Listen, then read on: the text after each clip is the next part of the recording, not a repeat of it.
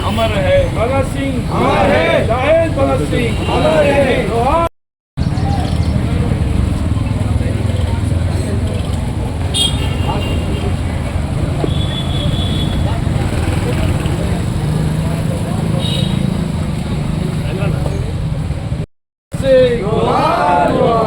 जोहार भगत सिंह, जोहार जोहार शहीद भगत सिंह, अमर रहे।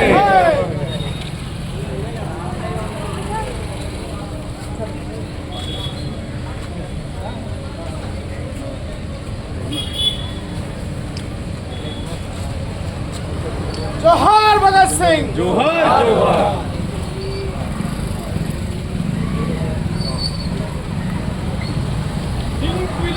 जिंदाबाद जिंदाबाद।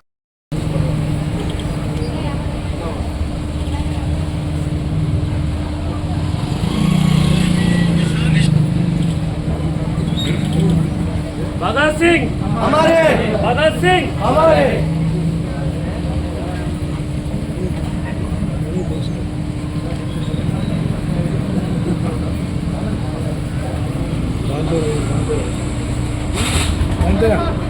उन्होंने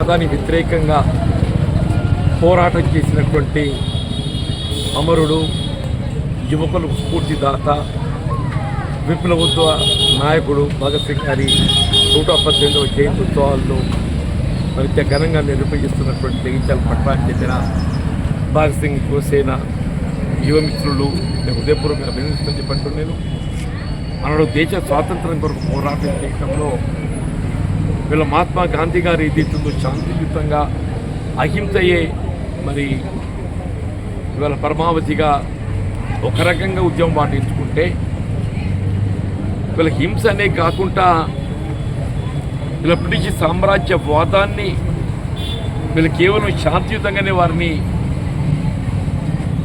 తలవంచడం సాధ్యం కాదు. అవసరం వస్తే వీరోచిత పోరాటం చేయవలసినటువంటి ఒక బాధ్యత మనపై ఉందనే ఒక భావన తలంపుతోని మరి భగత్ సింగ్ గారు, సుఖదేవ్ గారు ఆనాడు ఏదైతుందో ఇన్కిలాబ్ జిందాబాద్ అనే నినాదంతో విప్లవోద్యమాన్ని లేవనెత్తినటువంటి ఒక ఘనత వారి చెప్పక తప్పదంటూ నేను అంటే అతి చిన్న వయసులో 23 సంవత్సరాల వయసులోనే వీళ్ళ ఉడిపోయిన పుత్తాడి ఈ దేశ స్వాతంత్రం కొరకు ప్రాణాలు చూపించినటువంటి ఒక త్యాగమూర్తి భగత్ సింగ్ గారు యావత్ యువతకు ఆదర్శప్రాయుడు చెప్పక తప్పదు.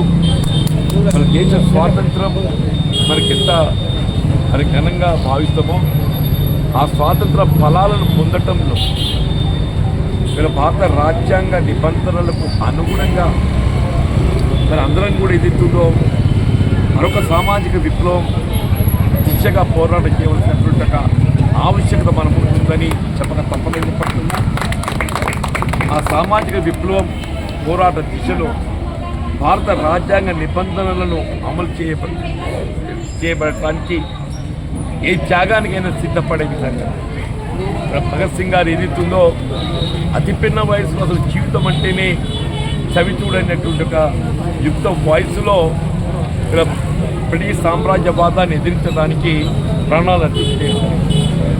ఈరోజు భారత రాజ్యాంగ నిబంధనల అమలు కొరకు ఏదైతుందో ఇలా మనమందరం కూడా యువత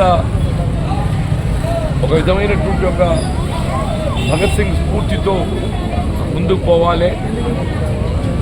స్వాతంత్ర ఫలాలను సామాజిక న్యాయ దీక్షగా అందరికీ అందింపు చేయడానికి కృషి చేయాలని చెప్పని నేను కోరుకుంటూ మరి భగత్ సింగ్